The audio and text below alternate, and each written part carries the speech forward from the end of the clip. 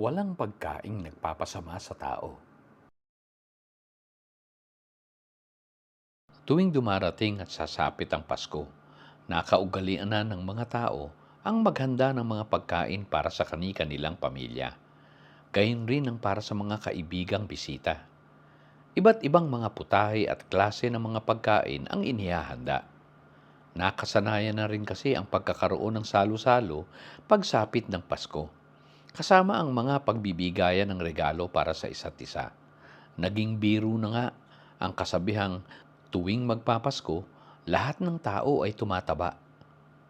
Pasintabi sa mga kapatid na nahihirapan sa kanilang katayuan sa buhay, na kahit kapaskuhan ay sala sila sa pagkain ng mga karaniwang inihahanda ng mga tao tuwing Pasko, kagaya ng hamon at lechon, na sa marami ay naihahanda lang tuwing kapaskuhan at may okasyon.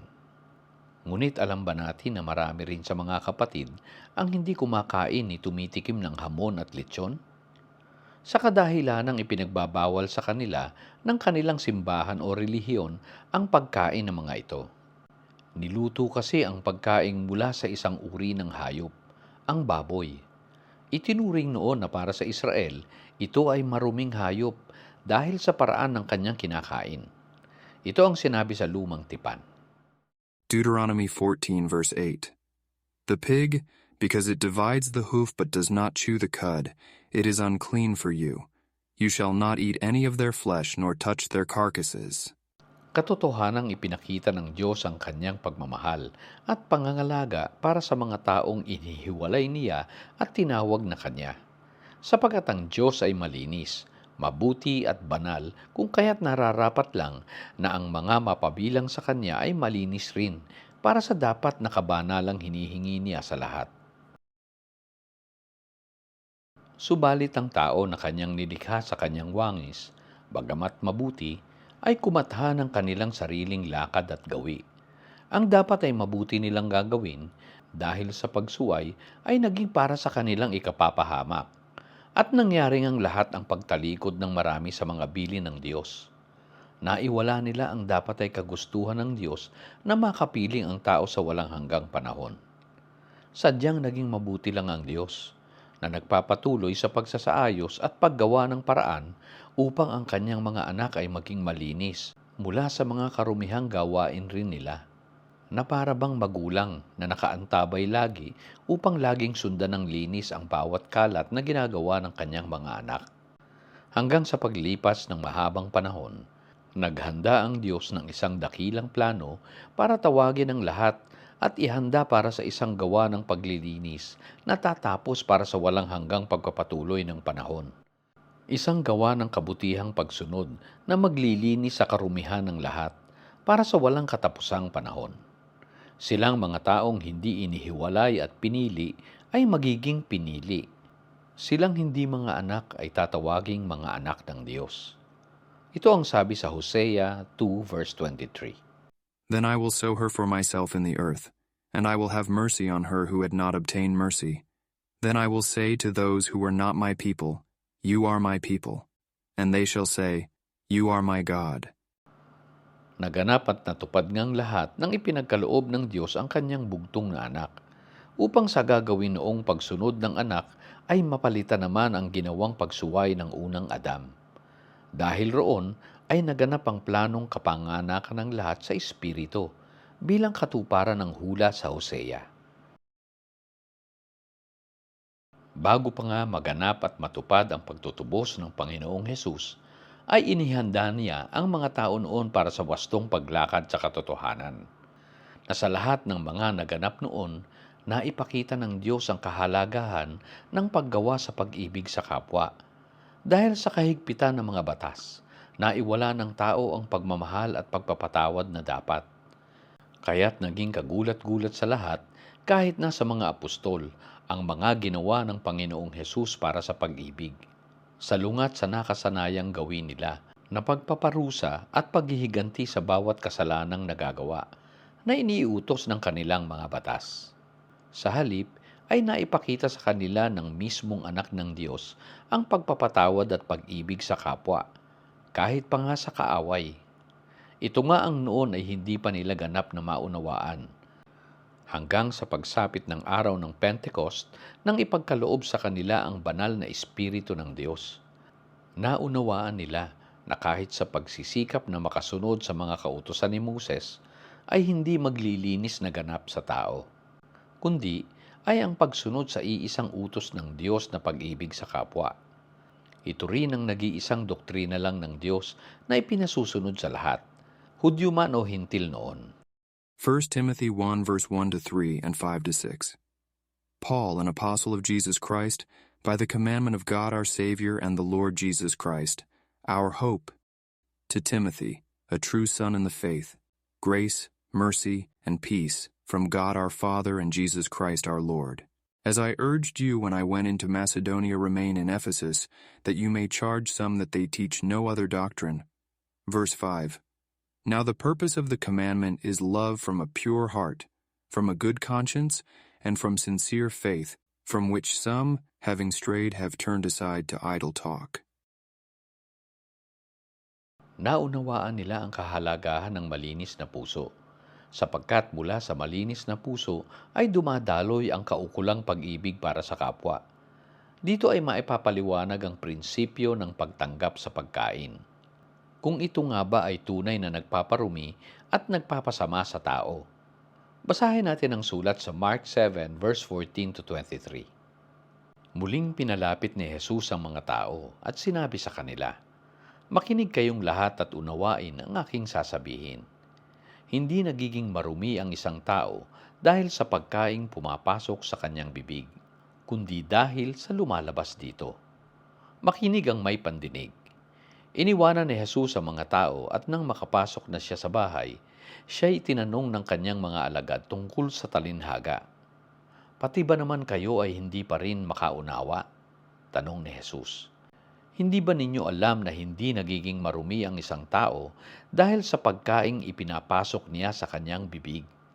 Sapagkat hindi naman iyon ang pumapasok sa kanyang puso, kundi sa tiyan, at pagkatapos ay idinudumi." Sa ganitong paraan ay ipinahayag ni Jesus na ang lahat ng pagkain ay maaaring kainin. At sinabi rin niya, ang lumalabas sa tao ang nagpaparumi sa kanya sa paningin ng Diyos, sapagkat sa loob, sa puso ng tao, nagmumula ang masamang isipang naguudyok sa kanya upang makiapid, magnakaw, pumatay, mangalunya, mag-imbot, gumawa ng kasamaan tulad ng pandaraya, kahalayan, pagkainggit, paninirang puri, pagmamayabang at kahangalan. Ang lahat ng masasamang bagay na ito ay nanggagaling sa puso, at dahil sa mga ito ay nagiging marumi ang tao. Malinaw na kaya noon pa man ay tinupad na ng Diyos ang pangakong paglilinis, na sa pamamagitan ng nailatag na bagong kasunduan o New Covenant ay makagagawa na ang tao sa kung ano ang tunay na mabuti at malinis sa harapan ng Diyos. Hindi na binibihag ng mga batas na nagpakita ng sa kanila nooy karumihan ng pagkakasala. Isang bagong kasunduan para sa kalayaan ng tao sa Panginoon. Ang paggawa ng mabuti na hindi nahahadlangan at napipigilan ng mga batas ni Moses. Halimbawa, ang pagpapagaling ni Jesus noon na kahit sa ipinagbabawal na araw ng Sabat ay gumawa siya sa kabutihan. Mark chapter 3 verse 1 to 5. And he entered the synagogue again, and a man was there who had a withered hand. So they watched him closely, whether he would heal him on the Sabbath, so that they might accuse him. And he said to the man who had the withered hand, "Step forward." Then he said to them, "Is it lawful on the Sabbath to do good or to do evil, to save life or to kill?" But they kept silent. And when he had looked around at them with anger, being grieved by the hardness of their hearts, he said to the man, "Stretch out your hand." And he stretched it out, and his hand was restored as whole as the other. Dahilan ito ng noon rin ay pagtapos ng Diyos sa kautusan ng Sabat. Patunay na ang paggawa sa kabutihan para sa kapwa, ang tulay na noon ay maaari ng tawirin ng tao upang malagpasan ang mga kakulangan ng batas. At naganap ngang lubusan ang pagpapalit sa Old Covenant upang sa naipakilalang bagong kasunduan ay makagawa na ang tao sa kabutihan ng may kalayaan. Ipinaliwanag itong maigi sa sulat ng Hebreo. For if that first covenant had been faultless, then no place would have been sought for a second. Because finding fault with them, he says, Behold, the days are coming, says the Lord, when I will make a new covenant with the house of Israel and with the house of Judah, not according to the covenant that I made with their fathers in the day when I took them by the hand to lead them out of the land of Egypt, because they did not continue in my covenant, and I disregarded them, says the Lord. For this is the covenant that I will make with the house of Israel after those days, says the Lord. I will put my laws in their mind and write them on their hearts, and I will be their God, and they shall be my people. Ito na ang ipinalit sa luma, ang bagong kasunduan na isinulat na ng Diyos sa puso ng bawat isa, para sa sariling pagpapasya sa kung ano ang tamang dapat ay gagawin ayon sa pagsunod sa mabuting konsensya. Ito na rin ang iisang doktrina ng Diyos na inihabilin sa lahat para sa lahat ng panahon. Upang sa pamamagitan ng isang doktrina lang ay magkaroon ng dapat ay pagkakasundo ng lahat. Subalit alam nga nating hindi ito ang sinunod ng karamihan, lalo na't sa mga naglatag pa at gumawa ng mga dagdag na doktrina. Ganito ang nasusulat. 1 Timothy 1 verse 3 and 5. As I urged you when I went into Macedonia, remain in Ephesus, that you may charge some that they teach no other doctrine. Verse 5. Now the purpose of the commandment is love from a pure heart, from a good conscience, and from sincere faith. Sa pamamagitan nito ay siya na ring pagsamba sa espiritu at katotohanan.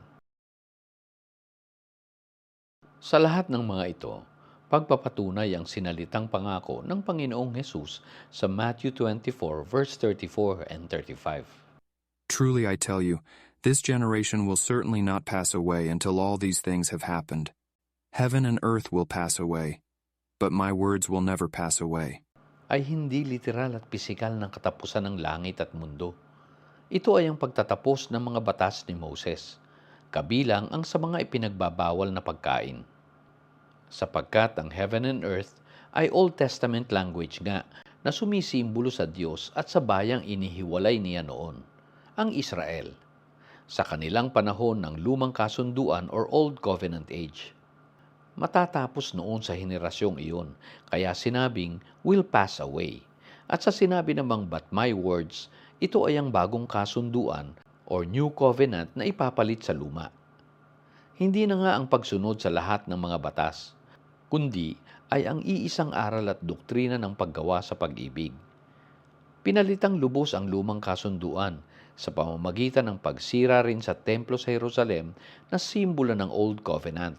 Naganap nga noong AD 70. Patunay sa pangakong sinalita ni Jesus na ang lahat ng iyon ay magaganap sa kanilang henerasyon noong unang siglo.